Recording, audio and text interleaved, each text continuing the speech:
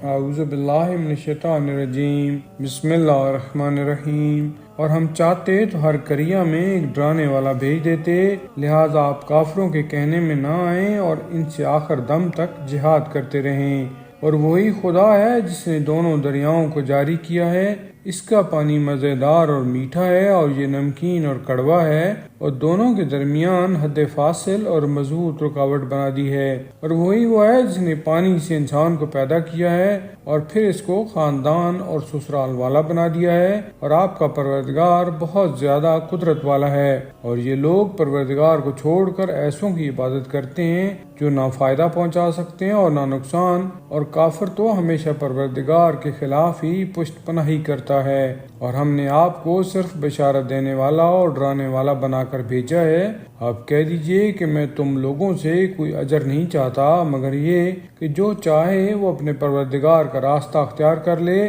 اور آپ اس خدائے حق و قیوم پر اعتماد کریں جس سے موت آنے والی نہیں ہے، اور اسی کی حمد کی تسبیح کرتے رہیں کہ وہ اپنے بندوں کے گناہوں کی اطلاع کے لیے خود ہی کافی ہے۔ اس نے آسمان و زمین اور اس کے درمیان کی مخلوقات کو 6 دنوں کے اندر پیدا کیا ہے، اور اس کے بعد عرش پر اپنا اقتدار قائم کیا ہے۔ وہ رحمان ہے، اس کی تخلیق کے بارے میں اسی باخبر سے دریافت کرو۔ اور جب ان سے کہا جاتا ہے کہ رحمان کو سجدہ کرو تو کہتے ہیں کہ یہ رحمان کیا ہے کہ ہم اسے سجدہ کر لیں جس کے بارے میں تم حکم دے رہے ہو، اور اس طرح ان کی نفرت میں اور اضافہ ہو جاتا ہے۔ بابرکت ہے وہ ذات جس نے آسمان میں برج بنائے اور اس میں چراغ اور چمکتا ہوا چاند قرار دیا ہے، اور وہی وہ ہے جس نے رات اور دن میں ایک کو دوسرے کا جانشین بنایا ہے، اس انسان کے لیے جو عبرت حاصل کرنا چاہے یا شکر پروردگار ادا کرنا چاہے۔ اور اللہ کے بندے وہی ہیں جو زمین پر آہستہ چلتے ہیں،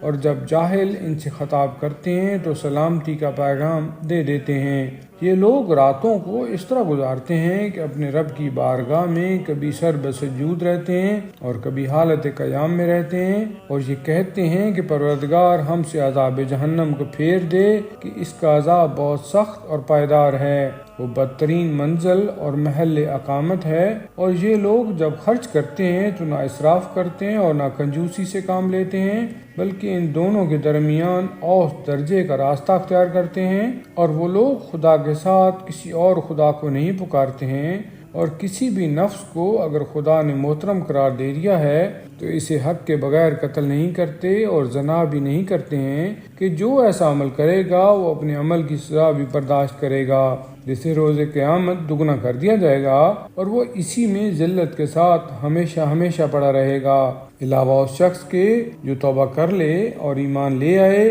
اور نیک عمل بھی کرے کہ پروردگار اس کی برائیوں کو اچھائیوں سے تبدیل کر دے گا، اور خدا بہت زیادہ بخشنے والا اور مہربان ہے۔ اور جو توبہ کر لے گا اور عمل صالح انجام دے گا وہ اللہ کی طرف واقعاً رجوع کرنے والا ہے، اور وہ لوگ جھوٹ اور فریب کے پاس حاضر بھی نہیں ہوتے ہیں، اور جب لغو کاموں کے قریب سے گزرتے ہیں تو بزرگانہ انداز سے گزر جاتے ہیں۔ اور ان لوگوں کو جب آیات الہیہ کی یاد دلائی جاتی ہے تو بہرے اور اندھے ہو کر گر نہیں پڑتے ہیں، اور وہ لوگ برابر دعا کرتے رہتے ہیں کہ خدایا ہمیں ہماری ازواج اور اولاد کی طرف سے خنکی چشم عطا فرما اور ہمیں صاحبان تقوی کا پیشوا بنا دے۔ یہی وہ لوگ ہیں جنہیں ان کے صبر کی بنا پر جنت کے بالا خانے عطا کیے جائیں گے، اور وہاں انہیں تعظیم اور سلام کی پیشکش کی جائے گی۔ وہ انہی مقامات پر ہمیشہ ہمیشہ رہیں گے کہ وہ بہترین مستقر اور حسین ترین محل اقامت ہے۔ پیغمبر آپ کہہ دیجئے